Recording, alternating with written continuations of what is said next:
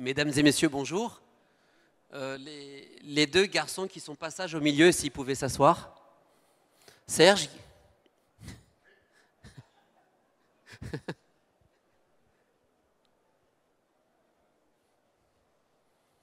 Donc, bonjour.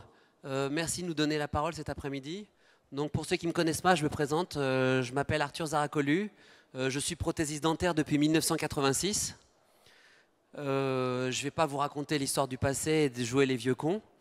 L'idée de la conférence de cet après-midi, c'est de partager une expérience avec deux personnes qui m'ont beaucoup apporté au quotidien et qui m'ont fait changer mon paradigme et ma manière de penser, qui m'ont bousculé, qui m'ont énervé, qui m'ont fâché, mais qui m'ont permis d'avancer et d'évoluer.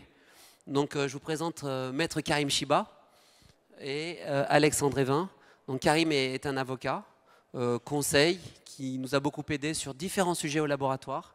Et Alexandre Evin qui fait partie du cabinet comptable et qui s'est occupé de notre relation et du développement du laboratoire.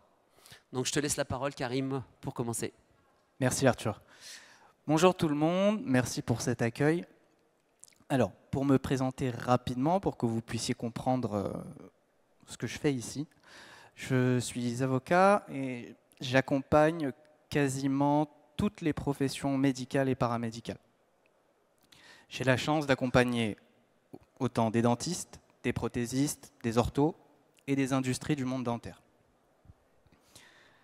L'idée, c'était aujourd'hui de vous parler un petit peu de la position du prothésiste dans cette chaîne alimentaire, si on peut l'appeler comme ça, à savoir sa position vis-à-vis du dentiste, vis-à-vis des prestataires, vis-à-vis des partenaires. Je discutais tout à l'heure avec deux amis d'Arthur. Alors je ne sais pas s'ils l'ont remarqué avec leur œil d'expert, mais j'ai deux couronnes en bouche. Deux couronnes qui m'ont été posées quand j'avais 20 ans. Je n'ai appris l'existence de la profession du prothésiste dentaire que 10 ans plus tard, quand j'ai commencé ma profession d'avocat. Pour moi, une dent, une prothèse, une couronne, un appareil dentaire, ça restait un petit objet que le dentiste fabriquait dans son cabinet, qu'il me posait après m'avoir fait un devis, et que je l'ai évidemment bien réglé. La question qu'on se pose aujourd'hui, l'objet de cette conférence, c'est de répondre à la question suivante, c'est est-ce que vous trouvez ça normal ? Est-ce que vous trouvez ça normal que l'existence de votre profession, la pratique, votre pratique, soit un petit peu un mystère pour tout le monde ? Ici, nous parlons entre avertis. On connaît tous l'existence de la profession du prothésiste. Est-ce que c'est le cas pour tout le monde ? Non. Je me suis amusé à taper sur Google le mot dentaire. Malheureusement pour vous, le terme prothésiste dentaire, d'accord, n'apparaît qu'à partir de la 9e page. Est-ce que vous trouvez ça normal ? Est-ce que la profession du prothésiste dentaire mérite d'être relayée à la 9e, 10e, 15e page, peu importe, au regard de ce que vous apportez dans la chaîne alimentaire de ce qu'est la pratique dentaire? La réponse, évidemment, c'est non. On ne va pas conclure cette conférence sur ces points-là, mais la réponse est non. Aujourd'hui, on se posait donc la question de savoir est-ce que vous êtes vraiment le vilain petit canard de cette profession? Pour ça, on ne va pas vous présenter des éléments techniques, d'accord? On va plutôt vous parler, et on en discutait tout à l'heure avec des amis d'Arthur, d'éléments concrets de votre activité, de votre profession, de votre artisanat. On va se poser la question de savoir quel est le panorama actuel, où est-ce que vous vous situez? Est-ce qu'aujourd'hui, la profession du prothésiste dentaire, c'est à minima un laboratoire de 15-20 personnes, ou est-ce que c'est 1-2 personnes dans son coin qui travaillent et qui essaient de maîtriser ces difficultés? Ensuite, Arthur nous parlera concrètement des difficultés qu'il rencontre tous les jours. Et je pense que c'est ce que tout le monde attend. On tentera de vous apporter un début de réponse, à savoir comment se positionner vis-à-vis de ces problématiques, de ces difficultés. L'idée de cette conférence était de se dire, le constat du prothésiste, c'est souvent la fatalité. Je ne peux rien y faire, ça me coûte trop cher, ça me prendra trop de temps, je ne sais pas faire, mais comment je vais m'y prendre? Mais celui-ci me met la pression. Le but, c'est de vous donner les clés pour qu'à la fin de cette conférence, vous puissiez répondre à la question de savoir, est-ce que vraiment vous êtes le mauvais élève de la classe? En ce sens, je vous parle de la classe dentaire. Ou est-ce qu'il y a quelque chose à faire? Est-ce qu'il n'y a pas des exemples parmi vous qu'il faudrait peut-être mettre en tête de liste et imiter pour se dire il y a quelque chose à faire?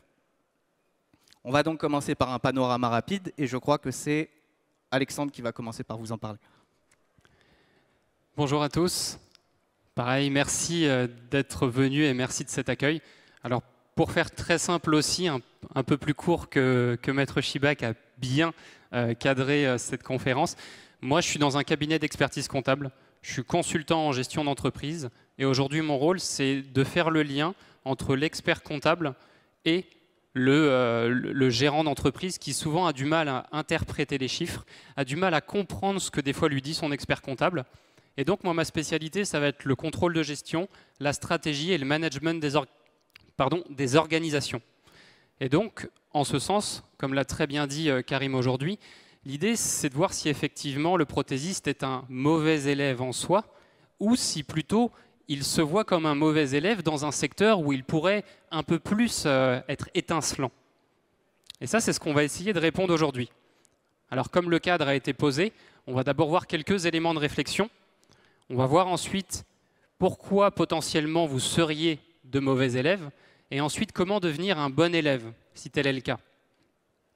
J'aimerais commencer en amont par une petite vidéo qui pour moi résume un petit peu la situation de ce que des fois loupe la profession, mais surtout le dirigeant d'entreprise. Pour moi, un athlète qui dit qu'il ne subit pas la pression ou que tout roule, c'est un menteur. Quand on est sportif de haut niveau, on a forcément ces problèmes de pression.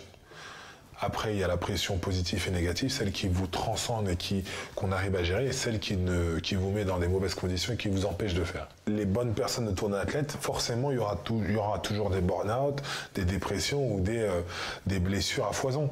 Alors oui, les entraîneurs vous disent, et tout le monde vous le dira, les blessures font partie de la carrière du haut niveau, de la carrière d'un sportif de haut niveau. Mais il y a des blessures qu'on peut éviter. Et il y a des burn-out qu'on peut éviter si on écoute l'athlète et si l'athlète est suivi. Moi, lorsque je suis rentré à l'INSEP et que j'avais 14 ans, clairement, on me montrait un peu du doigt parce que je parlais vraiment, mais facilement, sans filtre de la psychologie. Quand je suis rentré à l'INSEP, l'entraîneur était le psychologue, le préparateur physique et l'entraîneur de judo. Moi, je suis arrivé, dès que j'ai fait mes premières médailles, j'ai dit non, je veux voir le psychologue, j'aimerais bien avoir un préparateur physique spécialisé dans la préparation physique et mon entraîneur de judo qui reste mon entraîneur de judo. Moi, j'ai été le premier, vu les refus que j'ai pu avoir par le comité olympique ou même par ma fédération, j'étais l'un des mecs à prendre dans mes bagages ma psychologue. Je payais tout parce que je sais les bienfaits que ça peut avoir d'avoir dans son bagage un bon staff qui vous connaît, qui peut répondre présent au moment opportun dans la compétition. Quand on sait l'enjeu qu'est les Jeux Olympiques, il ne faut pas louper quoi que ce soit. Alors, ce que dit ici Teddy Riner, comme vous l'avez compris, c'est la notion d'enjeu. Il le dit lui-même, l'enjeu c'est quoi ? L'enjeu ici, il l'a très bien dit, à 14 ans, déjà à 14 ans, c'était le premier à se poser la question de est-ce que le staff qui est autour de moi, c'est déjà le bon staff pour que je performe? Lui, je pense qu'il était déjà sûr de ses capacités. Maintenant, la question, au-delà des capacités et des compétences, si on peut faire le parallèle avec le prothésiste, au-delà du côté artisan et expert que vous avez, est-ce qu'il y a la capacité dans l'outil, dans l'organisation interne, dans l'ensemble de l'analyse des coûts? Est-ce qu'il y a tout ça autour de vous qui va faire que ça va rouler pour faire en sorte de faire étinceler votre expertise? Et bien lui, en tant que sportif, il s'est posé la question et il a dit plutôt que d'avoir une personne qui m'accompagne et qui fait tout, moi je veux éclater l'ensemble. Et avoir un psychologue à 14 ans pour gérer l'ensemble de la difficulté, de la pression et de la charge mentale avant les événements, ça a fait qu'aujourd'hui, il a été plus de 10 fois, il a quasiment été invaincu. Je ne dis pas que c'est un parallèle que vous devez totalement faire, mais sa compréhension aujourd'hui du schéma de la réussite, elle s'est faite très tôt et elle s'est faite autour d'un staff qui l'a aidé à vraiment étinceler. Alors, pour faire le parallèle et installer un peu le contexte, je me suis intéressé aux chiffres. Comme je vous l'ai dit, je suis avant tout un homme de chiffres. Et l'idée aujourd'hui, c'est que vous êtes 3490. On est un secteur qui progresse. Vous êtes de plus en plus. Ce qui, sur le papier, au début, m'a un petit peu alerté. Je me suis dit, tiens, dans un secteur où tout le monde trouve que c'est un peu plus difficile, qu'on se bat un peu plus, je me dis, il y a de plus en plus de monde. Je me dis, OK, je vais continuer de creuser. Je m'aperçois que c'est un secteur qui fait 1,53 milliard donc là, d'euros. OK, intéressant. Pareil, un secteur en croissance. Donc un secteur où il y a de plus en plus de monde et un secteur où il y a plus d'argent. Intéressant. Un secteur où il y a 95 millions d'euros d'investissement par an, en hausse de 6%. Donc, un secteur où vous êtes plus nombreux, où il y a plus de chiffre d'affaires et il y a plus d'investissement. Qu'est-ce qu'on doit entendre au travers de ça? On doit entendre effectivement que pourquoi est-ce que vous êtes plus nombreux? Est-ce que c'est lié à une difficulté spécifique ou au contraire à des opportunités? Et pourquoi est-ce qu'il y a ce besoin d'investir qui augmente? Est-ce que le secteur ne serait pas en train de changer? Alors, on va aller à l'intérieur du labo. Et bien, à l'intérieur du labo, on a un premier élément de réponse. Il y a moins de gens qui s'installent en SARL, en société. Il y a beaucoup de gens qui commencent à s'installer en nom propre ou qui s'installent seuls. Et le fait qu'ils s'installent seuls, qu'est-ce qu'on peut en déduire?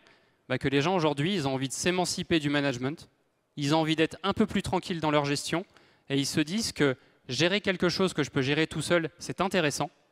Gérer les autres, c'est compliqué. 56% de la profession a moins de 5 salariés. Donc la tendance, pareil, elle est haussière. Donc ça, pareil, c'est intéressant aussi comme élément. On s'aperçoit que la majeure partie des investissements se font dans le matériel ou dans la CFAO. On s'aperçoit aussi une chose un petit peu intéressante pour ceux qui ont des salariés, que seulement 43% des dirigeants aujourd'hui, la PPV, c'est la prime de partage de la valeur, anciennement prime Macron. Donc seulement 43% des dirigeants en ont donné. Donc ça aussi, c'est intéressant, ce qui montre aussi peut-être un état des trésoreries ou des difficultés des secteurs, ce qui est intéressant puisqu'on a dit que le secteur progressait. 52,5%, le secteur se féminise. Donc ça aussi, c'est une donnée qui est intéressante. Aujourd'hui, il y a plus de femmes dans ce secteur que d'hommes. Donc ça aussi, c'est quelque chose qui est un élément, ce n'était pas vrai il y a quelques années, mais la tendance commence à l'être. 34% de vos effectifs restent moins de 4 ans dans l'entreprise.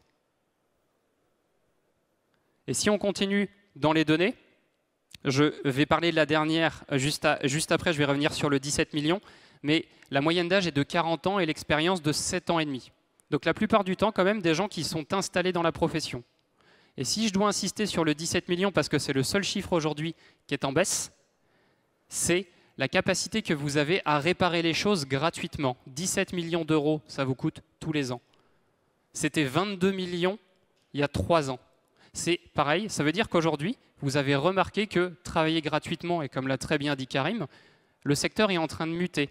Travailler gratuitement, vous le faites de moins en moins. Donc ça veut dire quoi aujourd'hui quand on voit tout ça dans ce panorama?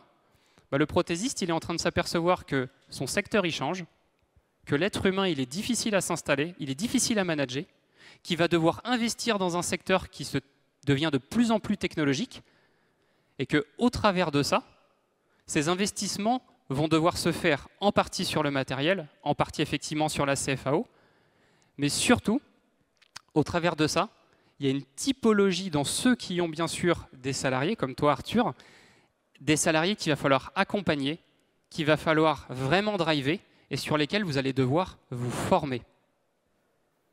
Et ça va me permettre de faire du coup la transition avec du coup Karim et Arthur sur les 10 constats aujourd'hui qui posent question pour les prothésistes. Alors, pour présenter un peu le labo, nous sommes 10 personnes au laboratoire. J'ai un meilleur ouvrier de France. Il y a même un deuxième meilleur ouvrier de France qui nous accompagne. On est présumé être qualitatif. On est un laboratoire qui est présumé aussi travailler très bien. On a plutôt une bonne réputation, mais on n'est pas content de nous. On est un métier vraiment de passionné. On sait plutôt bien travailler, sans aucune prétention. On arrive à plutôt bien manager l'équipe. Ça se passe plutôt bien. Je vous dis, on est une équipe de 10 personnes. On s'entend tous plutôt bien. On a plutôt une ambiance familiale. Jusque-là, on a l'air de dire que l'entreprise est top et que tout va bien. Sauf que, au niveau chiffres, tout ce qui est refaçon, à un moment, on se dit on paye pour travailler. Donc, qu'est-ce qu'on fait et comment on peut agir là-dessus? Je reviendrai sur d'autres éléments autour de ça. Et on se pose la question, on se dit, le métier est vraiment en train de changer aujourd'hui. Et il est en train de changer très vite. Ce que j'ai appris à faire de 1986, aller à 2015-2020, le métier n'avait pas tellement changé. Depuis 2015-2020, depuis le Covid, tout s'accélère. Je ne sais pas si tout le monde le ressent, mais vraiment tout s'accélère. Et nous, on doit s'adapter à une nouvelle clientèle, à une nouvelle manière de manager, à des négociations, à énormément de choses, à énormément d'outils qu'on n'a pas. On a le prérequis qui est notre passion du métier. Mais cette passion ne nous permet pas de mieux vivre et pouvoir développer et d'arriver à créer une trésorerie. On est un laboratoire d'une dizaine de personnes. 10 personnes ont fait 1,1 million, 1,2 million de chiffre d'affaires, ce qui n'est pas énorme. Parfois, quand je discute aussi avec des gens qui sont dans l'industrie, surtout dans l'implantologie, un commercial seul, parfois à lui seul, il fait entre 1,5 million et 2 millions de chiffre d'affaires. Donc je me dis, nous, on travaille énormément pour arriver à un résultat qui n'est pas convenable à nos yeux. Et notre temps de travail est très important. Et d'où les questions qu'on s'est posées avec Alexandre, qui nous a toujours accompagnés, et Karim, à dire mais change ta manière de penser et change ton paradigme et le résultat va y arriver. On y arrive, mais il faut que nous, on change aussi profondément. On doit s'adapter à une nouvelle manière de manager, une nouvelle manière de vendre, à une nouvelle manière de communiquer. Voilà ce que je voulais arriver à vous transmettre. Et on sera là aussi à la fin à répondre à des questions. Ça va être très important aussi ce partage qu'on peut avoir. Je rebondis sur ce que vous disiez, Arthur. Pardon. Le point important à garder en tête, c'est que, éminemment, vous êtes des artisans. Alors, d'un côté, on peut le prendre d'une manière péjorative, mais de l'autre, comme le disait Arthur, on peut voir ça comme le travail de l'artisan, le savoir-faire de l'artisan. D'accord ? Le travail parfait. Comment faut-il le voir aujourd'hui ? Le constat, c'est que ce n'est pas une règle générale. Lorsque l'on vous parle, on essaie de parler de 95% des prothésistes et des laboratoires. Mais ce qu'on constate, c'est que l'artisan a du mal à changer de place, à changer le paradigme de son activité, à se mettre, et on en discutait tout à l'heure, avec une casquette qui est celle du capitaine d'industrie, du commerçant. Pourquoi on vous dit ça? Parce qu'aujourd'hui, l'artisan seul, dans son coin, qui récupère 3-4 travaux dans la semaine, ça ne fonctionne plus. Les charges ont tellement augmenté, l'exigence des dentistes et des industries, des grands comptes, a tellement augmenté qu'aujourd'hui, ce n'est plus jouable. Comment ça fonctionne? En s'organisant, en fixant des process, en ayant un minimum d'organisation dans le travail. Ce qui est compliqué pour le prothésiste, à plus forte mesure lorsqu'il commence à exercer, c'est de se dire « je ne suis pas un artisan, je ne suis pas là uniquement pour faire une dent, je suis là pour manager une équipe, négocier mes contrats, gérer ma trésorerie, approuver mes comptes à la fin de l'année, discuter avec mon expert comptable de ce qui a été fait, distribuer mes primes à mes salariés, gérer mes contentieux avec mes employés qui me poseraient peut-être problème, essayer d'avoir une politique de développement commercial. Est-ce que mes conditions générales sont à jour ? Est-ce que j'ai un contentieux sous-jacent qui pourrait me tomber sur le coin du nez à la fin de l'année? Toutes ces questions, et ça fait écho justement à cette slide numéro 1, c'est le problème majeur du prothésiste de se dire « il faut que je travaille, mais il faut également que je puisse me mettre dans la peau du dirigeant d'entreprise ». Oublier un petit peu cet aspect de fabrication et être un petit peu dans le prospectif. Sachant que on n'a pas envie de le faire. Ça, c'est quelque chose de très important et c'est une notion. Il y a des prothésistes dans la salle. C'est des choses qu'on n'a vraiment pas envie de faire. Mais on doit y aller et il y a les outils pour. Nous n'avons pas tous appris à rentabiliser notre travail, bien évidemment. On a appris à monter de la céramique, on a appris à faire nos empreintes, on a appris à monter des composites, on a appris énormément de choses à l'école. Et en sortie d'école, on n'apprend pas à rentabiliser par les calculs de coûts. Mais ce n'est pas spécifique à la prothèse, attention. C'est spécifique à toute sortie d'école. À l'école, on nous donne des notions générales de comptabilité, nous avons des notions. Et encore, on a des notions aussi de prothèse maintenant, parce que les temps doivent aller plus vite. Donc, la rentabilité, il faut aller la chercher, parce qu'on se rend compte qu'à un moment, on n'a plus de trésorerie, et qu'est-ce qu'on fait? eh ben là, il faut en parler sérieusement et on doit être en capacité de voir la problématique en face. Et ça, c'est un problème. On a souvent tendance à dire, je me cache, je vais monter ma céramique, là je suis dans ma zone de confort. Bah justement, on ne doit pas être dans cette zone de confort. Je ne dis pas qu'il faut aimer ne pas être dans cette zone de confort, mais il faut apprendre à l'utiliser, à la maîtriser, et surtout, il faut apprendre à être accompagné et à ne pas être seul. On ne peut pas faire les choses seul si on veut changer et évoluer. Nous ne sommes pas tous à l'aise pour vendre et négocier. Bien évidemment, surtout que le dentiste face à nous, je vais dire quelque chose de dur, on ne sait pas vendre, on ne vend pas suffisamment cher. Moi au laboratoire, pour donner mon exemple, on vend une céramo-métal à 150 €, on vend une zircone stratifiée 200 €, vous allez dire waouh c'est cher. Sébastien qui est meilleur ouvrier de France sort une céramique à 500 €. Vous allez dire waouh je ne vais jamais pouvoir le vendre. Si vous pouvez le vendre, ce n'est pas un souci. C'est juste un souci de compétence. Donc ça, on est capable de le vendre. Donc ce n'est pas une question de prix. Mais derrière, s'il passe sa journée à faire une dent, ben on a perdu de l'argent. Oui, mais c'est une vitrine. Non, on a perdu de l'argent. Donc à un moment, il faut qu'on arrive à changer de paradigme. Oui, on a réussi à rehausser le niveau, mais c'est le problème de tous les labos. Ce n'est pas pour parler d'Arthur et de Sébastien et d'Azedem. Donc il y a des outils pour ça. Il y a des outils pour de l'import, il y a des outils pour du pas cher. Il y a des outils, on va prendre le domaine de l'industrie automobile. Il y a des, des Skoda, des Fabia, il y a des Mercedes, il y a des Rolls, il y a des Porsche, il y a des voitures uniques. Donc en fait, on peut tout vendre à n'importe quel prix. En fait, il faut qu'on soit en capacité de se libérer de ça. Par contre, il faut qu'on calcule bien et qu'on arrive à bien communiquer notre manière de travailler. Et ça peut fonctionner si c'est réfléchi.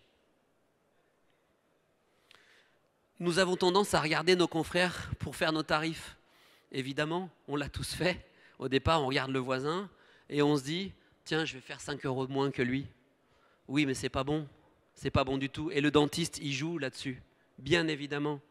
Et dans ce que je n'ai pas dit tout à l'heure, quelque chose de très, très, très important, c'est qu'on ne vend pas suffisamment cher notre prothèse. Parce qu'au-dessus de nous, le dentiste ne comprend pas notre métier, ne comprend pas ce qu'on est en train de faire. Le cœur et le sang qu'on met dans ce qu'on fait, le dentiste ne le comprend pas. Donc on le vend mal, même si on le vend cher.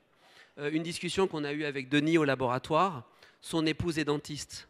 Au départ, quand ils ont collaboré tous les deux, son épouse disait « Mais moi, la prothèse, c'est 10% de mon temps. 1% de ton temps. » Son épouse qui dit ça, 1%, 10%. Mais après, aujourd'hui, voilà, par rapport à ces problématiques. Aujourd'hui, c'est 70% de son temps. Elle a compris que la prothèse est très importante. Et ça, on n'est pas en capacité de communiquer ça à nos clients, d'arriver à être un vrai partenaire à eux et de leur amener des bons outils. Et un dentiste qui le vend 50 € plus cher, où est le problème au fond? Par contre, il faut que nous, on ait un vrai savoir-faire, il faut qu'on arrive à communiquer et à parler avec eux et pas les subir. Nous, là, vu qu'on a discuté au niveau des chiffres, à un moment on a dit, il y a des dentistes, on paye pour travailler. À un moment on a dit stop. Mais si on ne se posait pas cette question, on continuait à travailler. Et c'est ce qu'il ne faut pas faire. Il est difficile de gérer son temps. Je parle de nous, je parle de mon histoire, je parle de chacun de nous. Notre temps est incompressible. On perd du temps dans une journée, mais on n'en gagne jamais. Ça, c'est très important, c'est des notions importantes. On perd du temps, mais on n'en gagne jamais. Et notre coût horaire est juste très, très, très, très mauvais. Donc, on doit arriver à le réfléchir, à le travailler pour améliorer ce coût horaire. Mais attention, ce que je vous dis, c'est sans aucune prétention. Le travail qu'on a fait beaucoup avec Alexandre, avec Karim, c'était ça ma problématique, c'est que je disais mais j'ai du temps, mais je dois répondre à un patient, mais je dois répondre au dentiste. Et en fait, on doit changer, on doit passer du mais au et. Et si on arrive à changer ça, bah, à partir du moment où on prend conscience, on peut commencer à faire changer les choses. Tu te souviens de ce que je te disais? 1 minute, 1 €. Oui. Oui, mais ça, pour nous, c'est très compliqué en fait. Quand je parle à l'avocat, il va me dire, moi, mon coût horaire, c'est tant. Et puis nous, on dit, mais nous, on ne pourra jamais arriver à ça. C'est impossible parce que nous, notre coût horaire, une couronne à 200 €, c'est de l'expérience, c'est du plâtre, c'est de l'usinage, c'est de la céramique, c'est 5, 6, 7 heures de travail. Ça dépend le sang et le cœur qu'on y met dedans. Et c'est vrai que tu m'as beaucoup bousculé. Ça ne veut pas dire que je ne dois pas l'écouter. Ça ne veut pas dire qu'il a raison ou que j'ai raison ou qu'il a tort ou que j'ai tort. Mais à un moment, c'est d'être en capacité de dire, tiens, il me dit quelque chose et je dois arriver à changer les choses. Tu as parlé un moment d'heures travaillées, de coûts horaires. Ce que je constate souvent, alors dans la prothèse ou avec le dirigeant en général, c'est qu'on me dit des fois, je suis le premier arrivé, je suis le dernier parti. Je passe 12, 14, 16 heures au boulot. C'est ma deuxième maison, c'est même ma première maison au final. Mais je dis souvent, est-ce que vous vous êtes posé la question de la différence entre le temps de présence et le temps de travail? Et quand on se pose déjà cette question, on s'aperçoit que quand on rationalise, et souvent je m'amuse à faire le calcul et je dis sur un papier, vous écrivez ce que vous faites vraiment dans la journée. Déjà, ça permet de matérialiser les moments où vous perdez un peu de temps, où on vous accapare du temps, de la concentration. On dit souvent qu'en fonction des gens, pour se reconcentrer sur un événement, il faut des fois 5, 10, 15 minutes.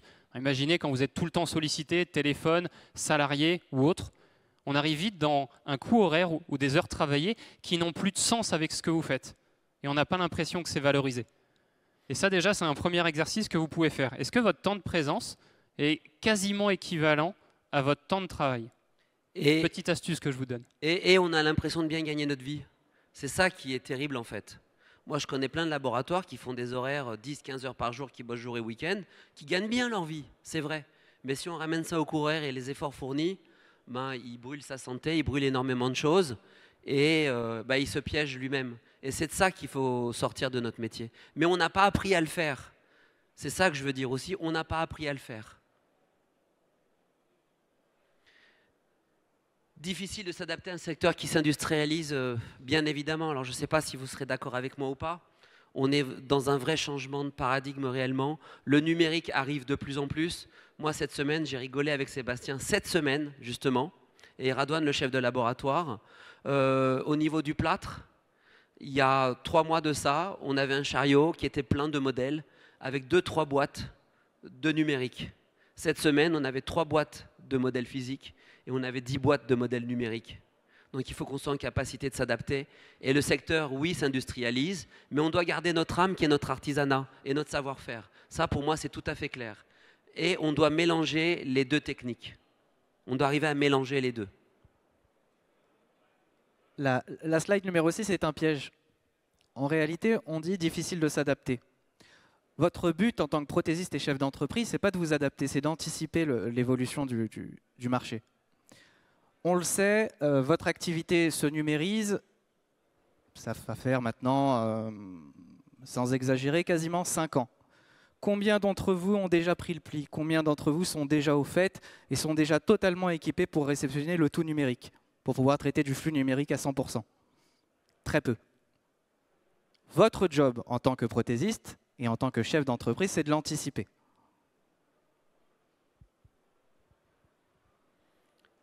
Nous n'avons pas appris à fidéliser nos clients.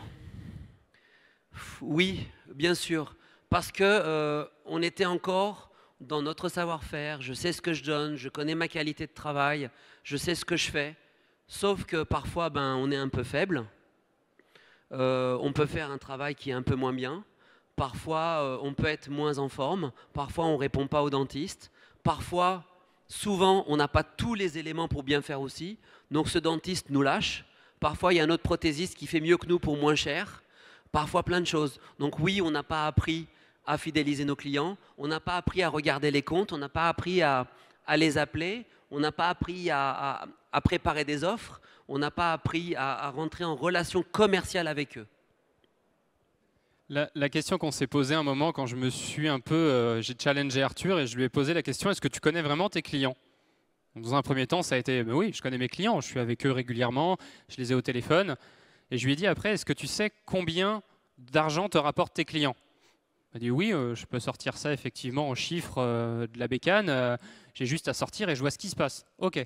Est-ce que tu connais tes clients qui te rapportent le plus? Est-ce que tu connais ceux qui te rapportent le moins? Et est-ce que tu connais ceux qui à un moment t'ont rapporté et commencent à moins te rapporter? Là, j'ai commencé à avoir du flou. et c'est là que ça a commencé. Et c'est ce qu'on parle en fait en termes de management client. C'est en fait qui fait quoi. N'oublions pas qu'à un moment, vos clients, ils vont à un moment vous confier du travail. Mais ils vont vous confier une fois, 2 fois, 3 fois. La pire des choses qu'on peut avoir, c'est ce que j'appelle, c'est l'idée de la constance. Quand c'est constant, ça sent mauvais. Ça veut dire qu'à partir du moment où ça va s'arrêter en plus, à partir du moment où ça va descendre, ou ça peut peut-être monter, mais en fait, on ne va pas voir les variations. Ce qui est intéressant, c'est de pouvoir regarder justement combien vous donnent vos clients, comment ça fonctionne, et au travers de ça, qu'est-ce que vous en tirez comme leçon? Est-ce que, tiens, lui, je suis en train de le perdre? Lui, tiens, il me donnait 5 000 tous les mois, pourquoi là, depuis 4 mois, il me donne que 1 000?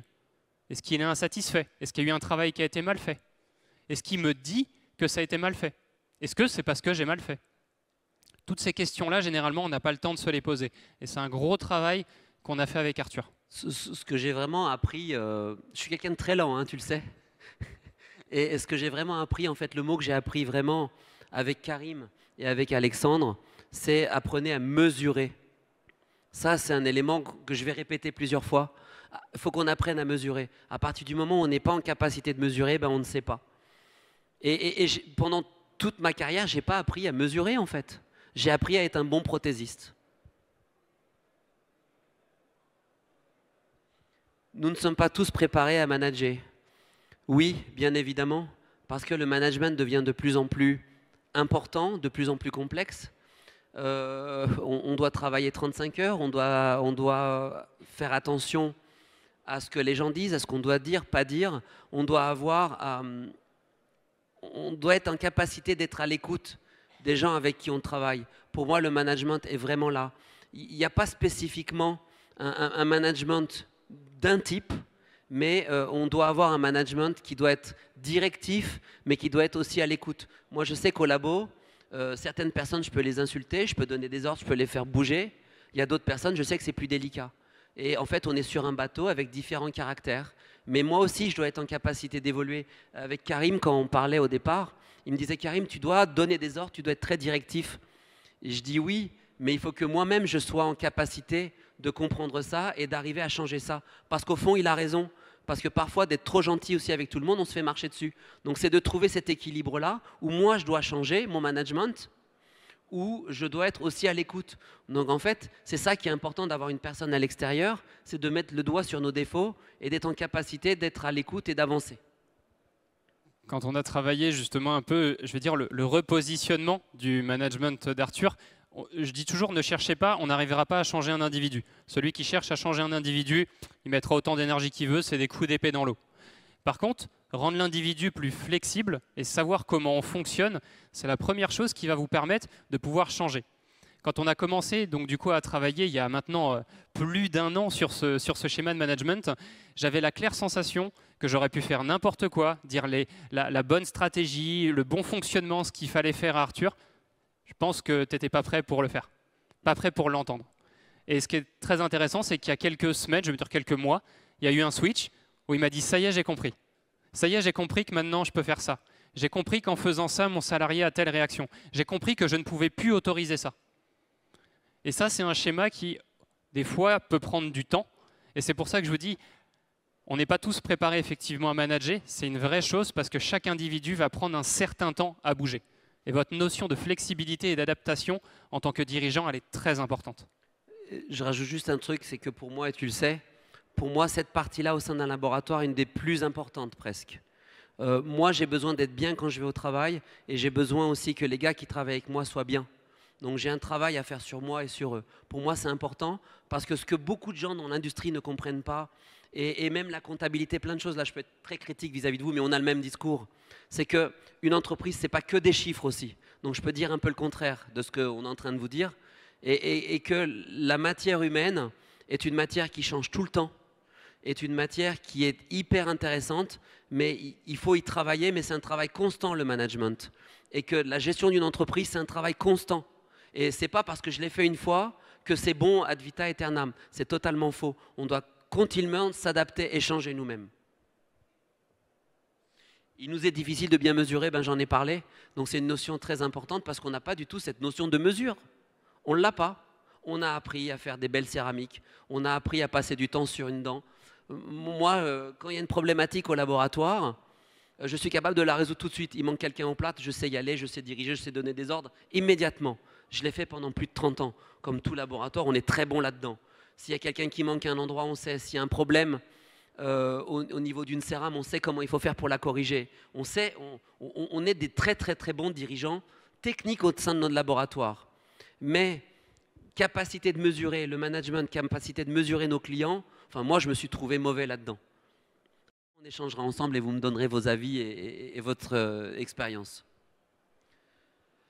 Nous ne challengeons pas assez nos partenaires. Oh oui, ce sujet il rigole et moi je soupire presque.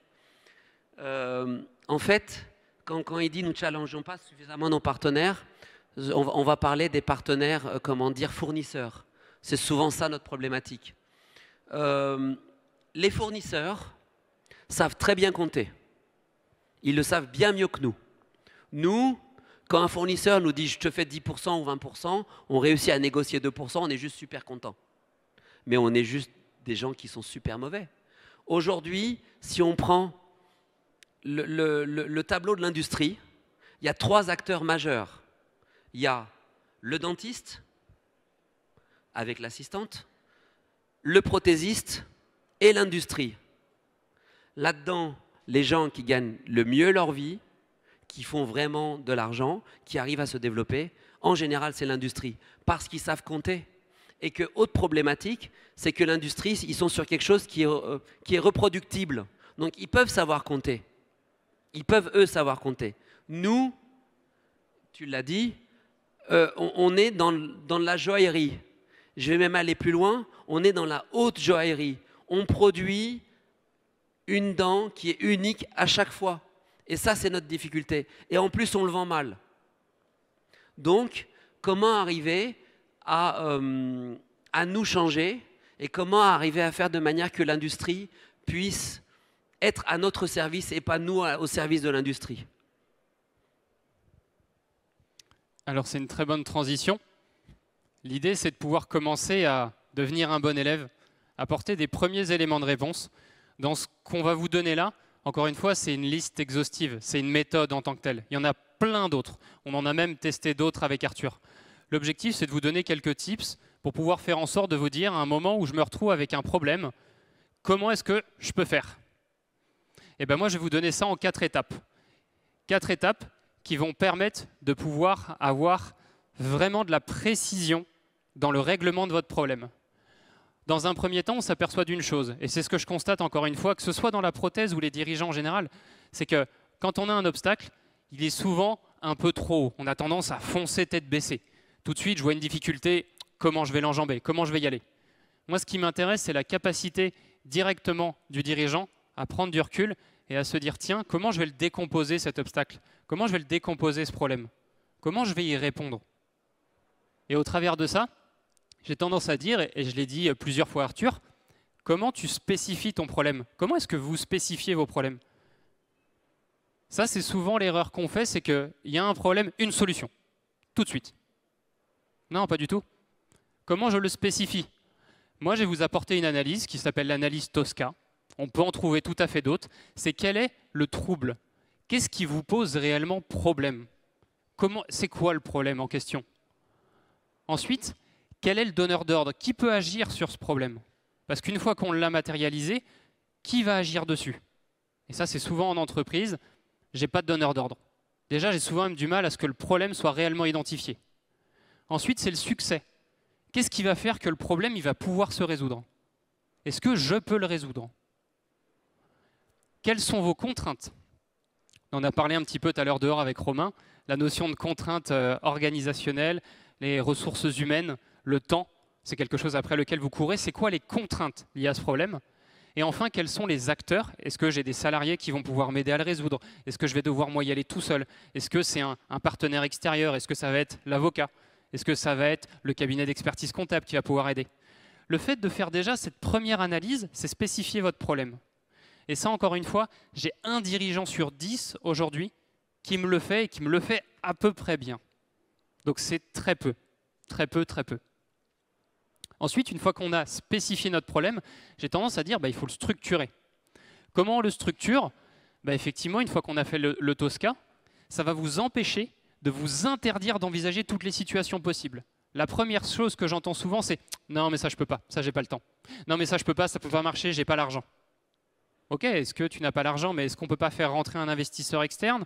Est-ce que la banque, elle ne peut pas accompagner? Est-ce que En fait, on omet souvent ce qu'on appelle des biais.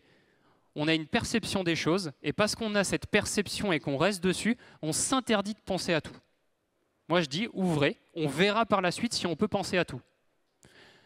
Empêchez-vous de trouver des solutions immédiates. Comme je vous dis, problème-solution, non, ça n'existe pas. Ça ne doit plus exister dans votre profession et ça ne doit pas exister en tant que dirigeant. Vous allez aller dans votre schéma de perception et vous allez manquer des choses. La plupart du temps, vous verrez, le résultat il sera approximatif, ou si vous tapez dans le mille, c'est que vraiment vous avez eu un coup de bol. Et la dernière chose, posez-vous des questions au sein d'un arbre à questions. Pour ceux qui ne savent pas ce que c'est un arbre à questions, c'est ça. Alors j'en ai fait exprès, il est en tout petit, c'est pour que vous puissiez éviter de voir mon niveau de raisonnement. Mais pour vous donner une idée, quand je me pose une question sur un client, en moyenne, j'ai tout ce schéma de réflexion avant de commencer à la fin à poser des solutions. Une question amène une question, qui m'amène une question, qui m'amène une question, qui, ah, tiens, n'amène plus de questions. Peut-être que si elle amène plus de questions, c'est que enfin, j'ai répondu en partie à la première branche d'une partie de mon problème. Alors je sais que ça, vous allez me dire, ouais, j'ai pas le temps de le faire, moi j'ai un quotidien. J'ai pas le temps de le faire. Ouais, je sais bien. C'est pour ça qu'aujourd'hui, nous, on accompagne les entreprises en ce sens. On est là pour aussi réfléchir. On est là pour aussi réfléchir à ces pistes pour pouvoir dire, donc là par exemple Arthur, quand il y a une contrainte sur les coûts, ben moi j'ai réfléchi à tout ce schéma-là. Qu'est-ce que tu en penses? Et ce qui est intéressant là-dedans, c'est qu'il a juste à me dire, ouais, ça c'est bon, ça c'est intéressant, ça c'est bon, ça je rajoute. Et en fait, on co-construit ensemble. Ce qui fait que déjà, il y a plus sentiment de solitude. Il y a plus sentiment de « je ne sais pas faire, je ne peux pas le faire ». On va construire des arbres comme ça de questions qui vont nous amener à la fin à des solutions purement opérationnelles. Et l'erreur que je vois, comme je vous dis, c'est que des fois, la question elle est posée juste après, il y a la solution. Si vous me posez directement la solution ici, vous vous empêchez d'explorer tout ça. Alors peut-être que tout ça, ça n'amènera à rien. Mais au moins, ça a été posé et on sait qu'on pourra ne pas y aller. Et ça, c'est hyper important aujourd'hui dans un schéma d'entreprise. Posez vos réflexions, même si vous avez l'impression de ne pas avoir le temps, sous-traitez-le, voyez avec votre cabinet, votre avocat, votre huissier, votre notaire, posez ça avec celui qui sait poser une réflexion stratégique. Et ça sur toutes vos questions que vous vous posez. Si vous squeezez ce schéma, la résolution du problème, elle sera encore approximative. L'objectif de tout ça, c'est de sortir avec une question centrale. Est-ce que ma question centrale, c'est réformer la structure des coûts pour retrouver du fonds de roulement? Est-ce que c'est réorganiser les choses en interne de manière à éviter que mes équipes se barrent? Est-ce que c'est améliorer mon management client pour continuer à avoir plus de chiffre d'affaires? C'est quoi ma question centrale de tout ça? Et vous allez voir, il y en a une qui va sortir. Quand on arrivera sur la phase 3, on va enfin pouvoir diagnostiquer en externe dans un premier temps. Est-ce que la question que je me pose, elle est en lien avec le macro-environnement, avec le secteur, avec mes concurrents? Parce que c'est très bien maintenant que j'ai ma question, mais est-ce qu'elle s'intègre dans l'externe? Et également, est-ce qu'elle s'intègre dans l'interne, dans mon labo? Est-ce que j'ai la bonne stratégie par rapport à cette question? Est-ce que je dois faire pivoter ma vision? Est-ce que je dois changer de business model? Est-ce que je peux changer de business model? Ah, je ne peux pas changer de business model, qu'est-ce que je fais? Et comme je vous ai dit, une question amenant une autre question, automatiquement, est-ce que je dois peut-être aussi changer mon organisation interne? Et donc, toutes ces questions-là aujourd'hui, nous, on est beaucoup en support, parce qu'avec Arthur, on se les a posées, ces questions-là, et on a réussi à apporter pas mal de réponses. Et donc, une fois qu'on a fait ça, on peut enfin apporter des solutions. Et donc, apporter des solutions, c'est vraiment après avoir spécifié, structuré, diagnostiqué, qu'on va pouvoir résoudre le problème. Et donc là, on va définir les priorités, on va continuer à se reposer de nouvelles questions, parce que vous allez voir, généralement, quand le problème est résolu, il y a de nouvelles questions qui arrivent. Et c'est un petit peu un cycle sans fin, où vous allez toujours vous poser des questions qu'il va falloir édulcorer, travailler. D'où l'intérêt d'être entouré et d'avoir des gens pour vous aider aussi à accompagner toutes ces questions et tout ce quotidien dans l'entreprise. Attention, encore une fois, je dis au phénomène d'itération entre ces trois étapes, ça veut dire que vous allez toujours avoir des questions qui vont se poser, qui vont devoir être spécifiées, structurées et ensuite résolues. Si je dois faire une conclusion à tout ça, ne négligez pas l'importance du staff autour de vous. Aujourd'hui, si on en arrive là, si on arrive vraiment à progresser dans ce qu'on fait avec Arthur, puisque tu as quand même beaucoup avancé, je dois le saluer à ce niveau-là. Si aujourd'hui tu en es là, c'est parce que tu t'es entouré. La deuxième chose, c'est qu'il faut investir sur vous. Le matériel, c'est bien. Karim l'a très bien dit, la nécessité de se digitaliser, de se numériser, c'est bien. Maintenant, investissez sur vous.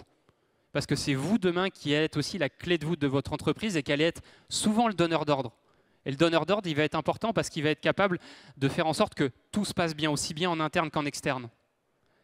Se former, c'est gagner du temps.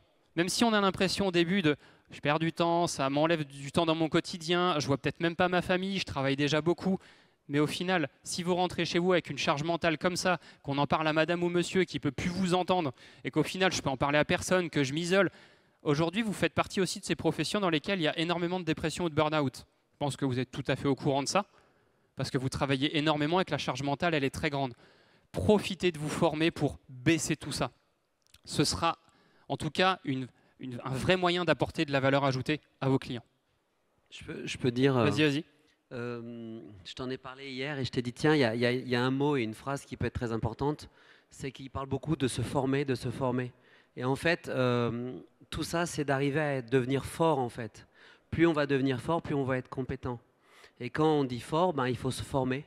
Donc, c'est deux mots qui sont très proches. Et là, j'ai parlé de compétences. C'est qu'on a été formé, là, je parle de moi, on a été formé à être des obéissants dans notre métier. Pas désobéir, mais plus loin, obéissant. Et en fait, il faut qu'on sorte de ce côté obéissant par rapport à nos clients, obéissant par rapport à notre environnement, à être compétent. Et pour avoir de la compétence, c'est là où on devient plus fort. Pas mieux. On va pouvoir terminer directement sur une vidéo. Encore une fois, vous allez voir le travail de l'artisan. Et ce qui m'intéresse dans cette vidéo, c'est de vous montrer effectivement toute la plus-value que vous apportez pour qu'au final, on arrive à un résultat.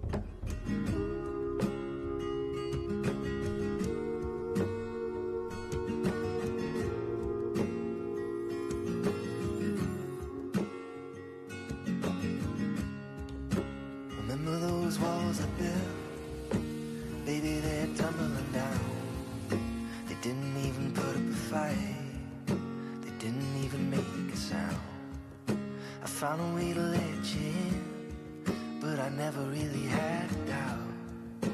Standing in the light of your halo, I've got my angel now.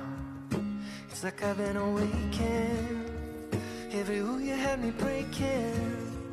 It's the risk that I'm taking, I ain't never gonna shut you out. Everywhere I'm looking now, I'm surrounded by your embrace.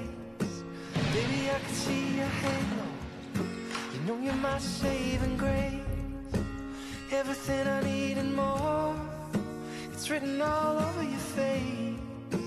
Baby, I can see your halo, I pray it won't fade away. I can see your halo.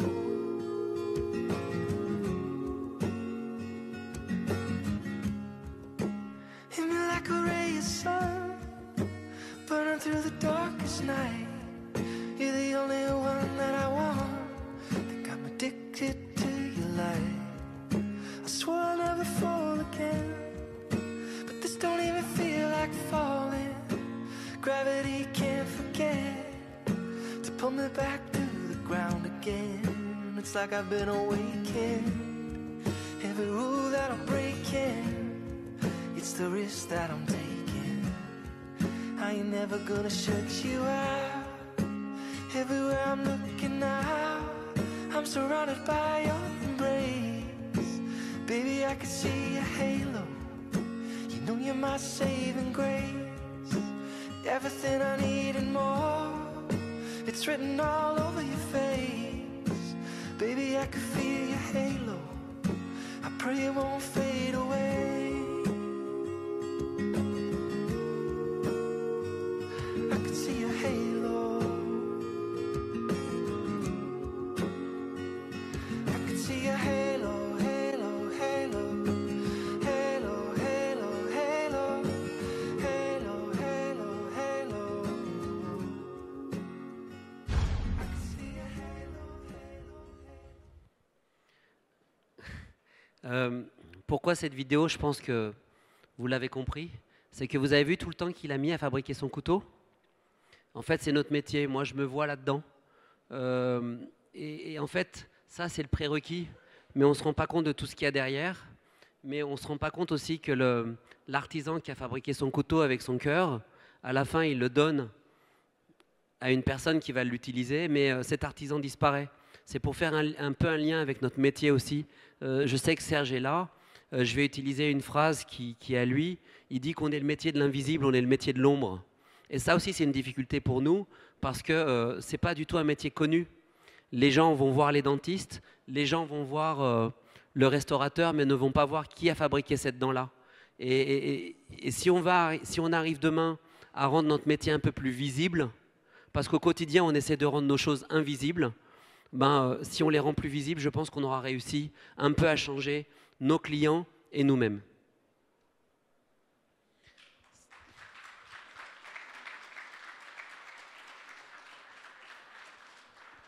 S'il y a des questions, on est tout à fait disponible. Il y a des questions, il y a un micro qui arrive en fond de la salle. Je m'octroie encore l'immense plaisir de vous poser la première question. Donc, si j'ai bien compris, il ne faut plus travailler dans l'entreprise, mais sur l'entreprise. Oh. Oui. Et à partir de quel moment, si je peux dire à partir de quel moment, quand est-ce qu'on doit le faire? Voilà, plus précisément. Parce que j'ai entendu parler de burn-out, il ne faut pas arriver à ce niveau-là. Donc, est-ce qu'il y a des voyants qui nous disent attention, c'est maintenant le changement? En fait, à partir du moment où vous reprenez une structure, où vous êtes en train de créer quelque chose, c'est d'avoir déjà les garde-fous en place. Parce que je dis souvent, c'est un peu, alors je viens de la banque et de la banque d'investissement, je dis toujours, on ne négocie pas un découvert quand il pleut. C'est trop tard. Donc on le négocie quand il fait beau. Dans le même style, on commence à faire ces outils-là et à préparer quand ça va bien. Et c'est quand ça va bien qu'on a aussi de l'énergie, on a du temps, même si le quotidien est très absorbant. Mais c'est dès le début, dès que vous récupérez quelque chose, posez-vous des questions sur vos équipes, sur vos coûts, sur vos partenaires. Est-ce que je suis bien entouré? Est-ce que je suis en capacité d'apprécier aujourd'hui combien je dépense dans telle structure? Est-ce que cet investissement est intéressant maintenant? Est-ce que j'ai mon plan moyen terme à 3-5 ans qui est fait? Même déjà, est-ce que j'ai une réflexion à 1 an? Est-ce que ma stratégie elle est mise en place? Est-ce que j'ai une vision? Pourquoi je fais ce métier-là? Est-ce que ces questions-là, elles ont été posées et répondues? Il faut se les poser dès le début. Parce que sinon, quand on commence à se les poser alors qu'on a déjà 5, 6, 10 ans de boîte, je peux vous assurer que c'est des accompagnements que je fais qui durent entre 1 à 5 ans. Parce qu'on va toucher à l'individu, on va toucher à des choses qui sont ancrées. On dit que pour changer une habitude, c'est entre 60 à 240 jours. Une habitude. Je vous laisse imaginer le nombre d'habitudes qu'on peut mettre en place au bout de 5 à 10 ans. Si ça permet de répondre à la question. Merci. Ouais. Il y a d'autres questions dans la salle? Il y a des micros. Vous levez la main. Non, apparemment, il n'y a pas d'autres questions. C'est qu'on a été je vous remercie. C'était, comme d'habitude, super. Merci Arthur. Merci Maître. Merci. Merci à vous. Merci à vous.